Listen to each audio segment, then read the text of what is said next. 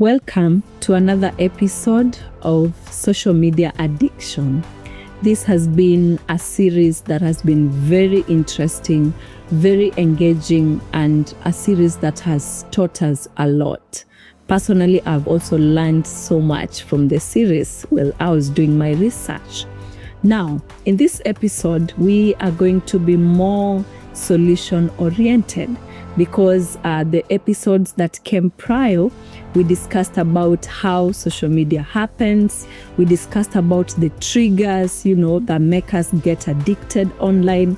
We talked about the signs. How do you know that you are addicted? And if you missed out on those episodes, kindly go on our previous episodes and get to learn more about those specific issues.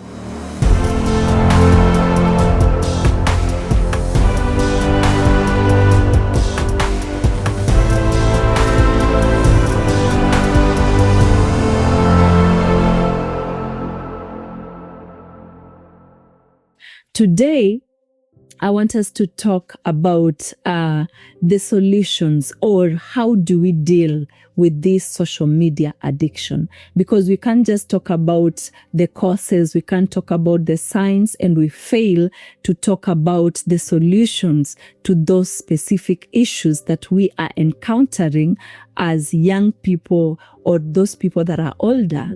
So now, today, I want us to talk about a few points, and one of it is setting healthy boundaries as an individual. That is one way to solve social media addiction. It can be hard, it can be difficult, because boundaries are not easy to set. You'll have to sacrifice some things, you'll have to pay the price for you to make sure that your boundaries are set properly. Now, have specific times to check your social media. And this requires a very high discipline, a person who will be able to cultivate discipline of setting specific times of going to social media. So in such a case, for example, you can tell yourself, when you wake up in the morning, you will not touch your phone. You'll not go to WhatsApp. You'll not check your Facebook. You'll not check your Instagram until it's maybe 1 hour after you've woken up. So you put some other activities in place other than just checking your phone. Doing that will help you to avoid scrolling the first thing in the morning, or the last thing right before bed. So you can give yourself a 1 hour after you wake up, or 1 hour before going to bed. You tell yourself that specific time you are not going to go online. Then you fix specific times, maybe in the afternoon or in the evening after work, where now you'll give yourself like 1 hour or some few minutes to go to your Instagram, your Facebook, and whichever platform that you're in. That will help you to set healthy boundaries and also help you fight social media addiction. Now, number 2, curate your feed. And I'll say it again, curate your feed. You are allowed to follow accounts that inspire you. You're allowed to follow accounts that educate you. You're allowed to follow accounts that uplift you. Okay? And you unfollow or you mute accounts that bring or trigger comparison in your life. And you unfollow accounts that bring a lot of negativity, to you. And we said in one of our episodes before that negativity is an energy. It's a vibe that can influence you. It actually makes you feel it, It influences even how you feel, your emotions, and all that kind of thing. So if you are able to curate your feed, what are you feeding on? what are those people you are following? Are they inspiring you? What are those pages that you are following? Are they educating you? Are they adding value to you? Are they uplifting you? Or they are making you, feel less of a person than you are, or they are making you feel like, you have not made it in life. So you unfollow those accounts that bring that kind of negativity to you. That will help you to deal with social media addiction. And that will also help you to figure out what are those triggers that you are struggling with as an individual, and you'll be able to set the right structures and the right accounts to follow and unfollow. And it's something that personally I did I think last year. I got to a point and I was like, why am I following this person? All the time I follow this person, I feel angry, I feel mad, I don't know how. So the best thing to do is just to unfollow them and just forget about them. Niwasikiange kama rumors, niwasikiange kama hearsay na uko nje. And my life has been so much better.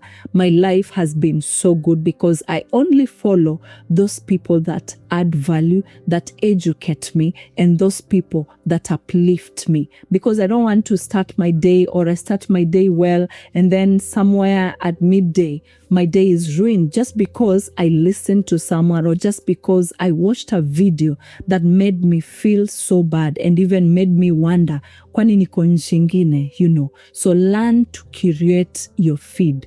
Curate your feed. Very, very important. Now, another point, and the last point on this particular episode, is practice digital detox. And this is very, very important because I've seen people doing some healthy detox, like physical detox.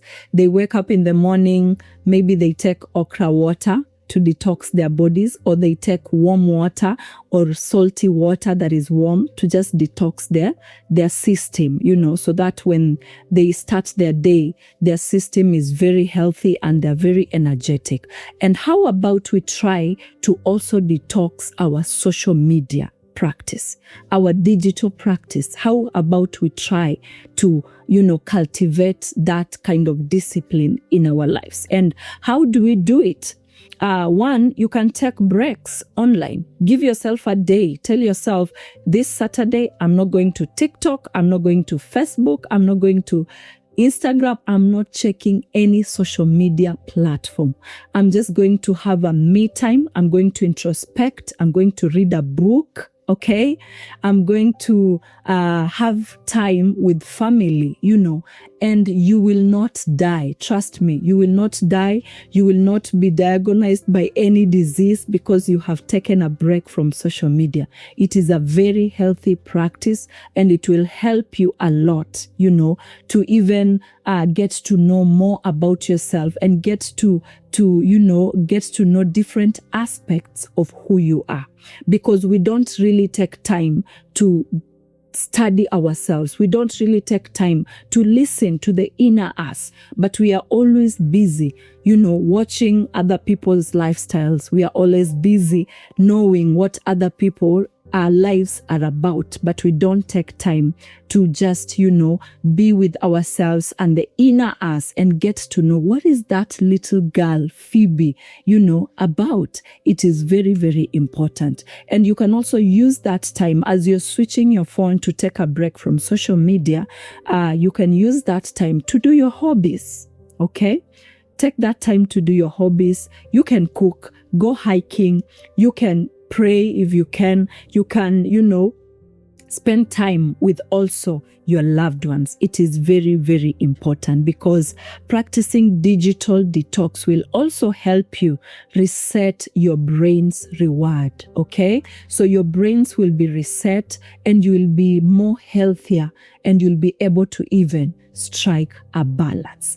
Now, if this video has been of value to you, feel free to share, feel free to also watch with your loved ones, your friends, and see you on the next.